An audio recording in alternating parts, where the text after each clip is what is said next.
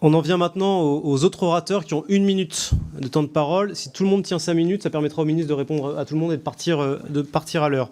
En commençant par Nathalie Colin-Osterlé, puisque le groupe Horizon ne s'était pas exprimé, puis ensuite ce sera autour de Céline Calvez. Merci, Monsieur le ministre, de votre présence parmi nous aujourd'hui. Écoutez, moi j'ai 4 questions. Très très simple, les réponses ne sont pas forcément simples. Vous parliez tout à l'heure d'une part de la guerre hybride d'instrumentalisation migratoire par la Biélorussie à la frontière avec la Pologne. Moi j'ai une question assez simple concernant ce sujet en particulier, enfin cette situation en particulier. J'aurais voulu avoir votre position sur les barrières physiques qui ont été évoquées à plusieurs reprises. Deuxième question, vous parliez des 10 000 gardes frontières Frontex qui doivent être déployés à l'horizon 2027. Où en est-on?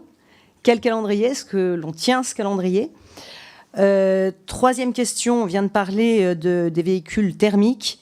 Il a été question à plusieurs reprises de réviser ce règlement sur l'interdiction des véhicules thermiques à l'horizon 2035. J'aurais également voulu avoir votre position sur ce sujet. Et enfin, le Mercosur, bien sûr, on a bien entendu que la France souhaitait bien sûr ne pas voir ce traité de libre-échange mis en œuvre. Quels sont les moyens dont dispose la France aujourd'hui pour empêcher l'application de cette partie commerciale dont on sait qu'elle peut nous échapper demain. Beaucoup, merci. Monsieur le ministre. Merci Madame la députée. Rapidement, et puis on pourra échanger plus en détail si vous le souhaitez sur tous ces sujets qui sont quand même complexes.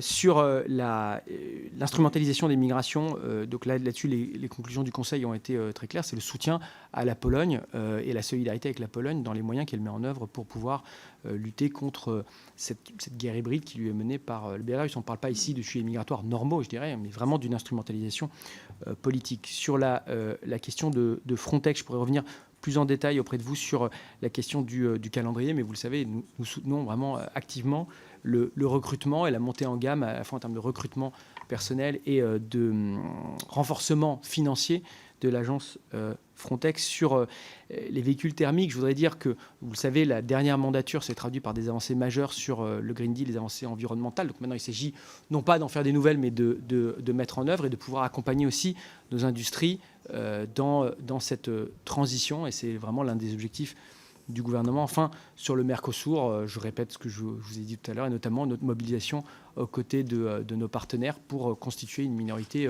de blocage. Merci. Pour le groupe Ensemble pour la République, Céline Calvez.